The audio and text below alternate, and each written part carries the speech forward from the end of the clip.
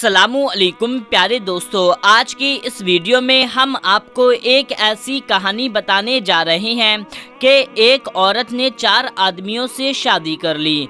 दोस्तों, इस औरत ने 4 आदमियों से इसलिए शादी की क्योंकि ये औरत भी मुसलमान थी, लेकिन इसको इस्लाम की ये चीज़ बहुत ज़्यादा नापसंद थी कि जब एक आदमी 4 शादी कर सकता है तो एक औरत 4 शादी क्यों नहीं कर सकती। इसी वजह से इस औरत ने 4 मर्दों से शादी कर ली। फिर उसके बाद इस औरत के साथ क्या हुआ, शादी के बाद क्या क्या हुआ, आज की इस वीडियो में हम आपको पूरी मालूमात देने वाले हैं। तो आप बिना देरी के जल्दी से इस वीडियो को एक लाइक कर दें और इस चैनल को सब्सक्राइब कर लीजिए। तो आइए मेरे प्यारे दोस्तों, आज की इस वीडियो को शुरू करते हैं।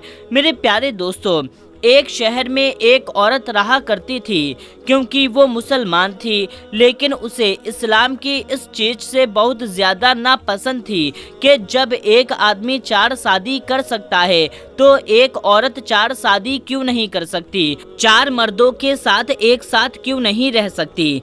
इसी चीज के चलते हुए इस औरत ने अपने ही जैसे सोच रखने वाले 4 भाइयों से शादी कर ली, क्योंकि अब वो आदमी भी इसी के तरीके थे, यानी कि इसके जैसे ही सोच रखा करते थे। तो इसलिए उन चारों भाइयों ने इस एक औरत से शादी कर ली। शादी की पहली रात में ये डिसाइड हुआ कि पहली रात बड़े भाई के साथ, दूसरी रात उससे छोटे भाई के साथ, तीसरी रात उससे छोटे और चौथी रात सबसे छोटे भाई के साथ सोएगी। ये तो डिसाइड हो गया और इसी तरीके से दिन गुजरने लगे। लेकिन एक दिन क्या हुआ, बड़े भाई ने बोला कि आज की रात तुम मेरे साथ सोना, लेकिन सबसे छोटे भाई ने बोला नहीं, तुम मेरे साथ सोना। इसी बात के चलते हुए दोनों भाइयों में आपस में लड़ाई हो गई और फिर वो औरत किसी के पास नहीं गई। अब इस तरीके से वक्त गुजरते रहे, लेकिन वो औरत 4 मर्दों के साथ हमबिस्तरी करने की वजह से उस औरत में काफ़ी जिस्मानी बीमारियां पैदा होने लगी, जिसके चलते वो बहुत ज़्यादा बीमार रहने लगी। अब उसका इलाज की बारी आई तो औरत ने सबसे बड़े शौहर से इलाज करवाने को कहा, तो बड़े शौहर ने अपनी जान चुराते हुए अपने छोटे वाले भाई के ऊपर डाल दिया। जब दूसरे शौहर के पास गई तो दूसरे ने तीसरे के ऊपर डाल दिया और तीसरे ने चौथे के ऊपर जिम्मेदारी लगा दी, जबकि चौथे ने अपने बड़े भाई के ऊपर सौंप दिया। इसी तरीके से करते हुए उस औरत का इलाज तक ना हो सका और वो औरत यूं ही बीमार पड़ी रही। अब जब उसके कपड़े और दिगर सामानों की बारी आई तो बड़े वाले ने अपनी जान चुराते हुए अपने छोटे पर उसकी जिम्मेदारी डाल दी, लेकिन छोटे ने उससे छोटे और उससे छोटे ने सबसे छोटे के ऊपर जिम्मेदारी इसकी डाल दी, जिसके चलते उसके कपड़े और दिगर ज़रूरत की चीज़ भी पूरी ना हो सकी। ऐसे ही दिन गुजरते रहे और इसी औरत को लेकर के अब उन चारों भाइयों में आपस में जमती नहीं थी, उनमें आपस में लड़ाई झगड़े होने लगे। दिन गुजरते रहे, जब वो औरत हामला हुई और उसके बच्चे की विलादत का वक्त आया। अब जब विलादत के वक्त में जो खर्चा होने को था उसमें भी चारों शौहर अपनी अपनी जान चुराने लगे और एक दूसरे के ऊपर इल्ज़ाम लगाने लगे कि ये तुम्हारा बच्चा है, तुम इसका खर्च उठाओ। बड़े ने बोला छोटे से कि ये तुम्हारा है, छोटे ने बोला कि ये तुम्हारा है। इसी तरीके से इनमें लड़ाई झगड़े चलते रहे और फिर किसी तरीके से बच्चे की विलादत हो गई। अब जब एक लड़की पैदा हुई तो उस लड़की का खर्च, उसकी जिम्मेदारी उठाने को कोई भी तैयार न था। सभी भाई आपस में एक दूसरे को सौंप रहे थे और वो औरत और उसकी बच्ची इसी तरीके से लवारिस पलती रही। फिर यूं ही इसी तरीके से वक्त गुजरते रहे। उस औरत का बद से बदतर हाल होता चला गया। अब उस बच्ची की तो 4 बाप थे, लेकिन उसको किसी एक का भी प्यार और शफ़क़त नसीब ना हुआ। ना अच्छी परवरिश मिली, ना अच्छा खान पान मिला और ना ही अच्छी तालीम मिली। बच्ची के 4 बाप होने के बावजूद भी बिना बाप के जी रही थी उस औरत की तबीयत दिन ब दिन खराब होती चली जा रही थी।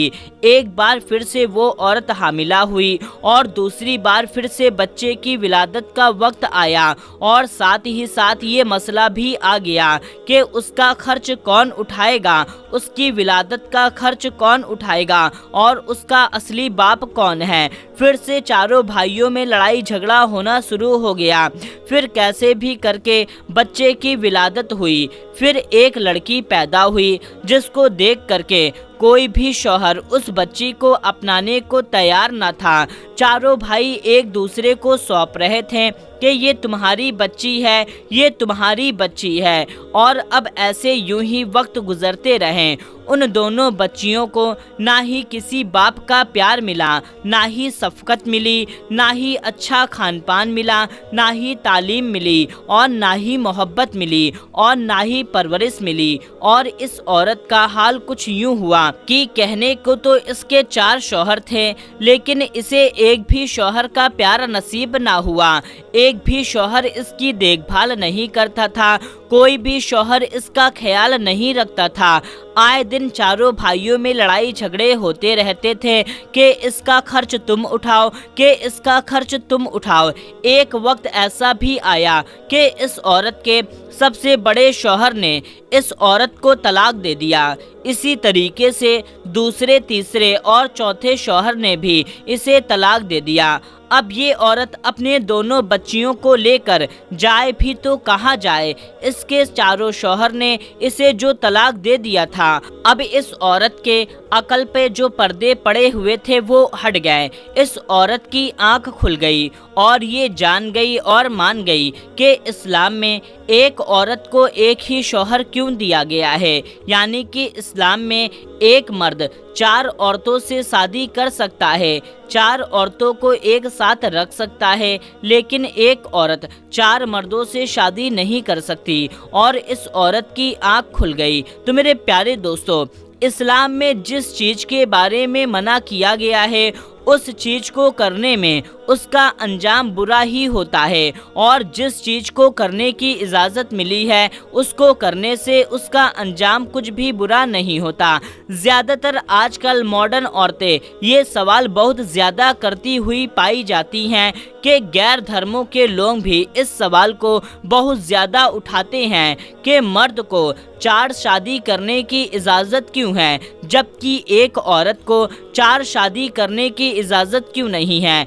तो दोस्तों, आप भी समझ गए होंगे कि इस कहानी के जरिए से और भी बहुत सारी वजह है, लेकिन हमने सिर्फ एक छोटी सी चीज़ इस कहानी के जरिए से समझाने की कोशिश करी, और उम्मीद करते हैं कि ये कहानी आपको अच्छी तरह से समझ में आ गई होगी और 4 शादी का मैटर भी आपको अच्छी तरह से समझ में आ गया होगा। तो आप इस वीडियो को जितना ज़्यादा हो सके उतना ज़्यादा शेयर करिए और भी लोगों तक इस वीडियो को पहुंचाइए, और इस वीडियो को लाइक करें, चैनल को सब्सक्राइब करें। मिलते हैं तब तक के लिए अस्सलामु अलैकुम, अल्लाह हाफिज़।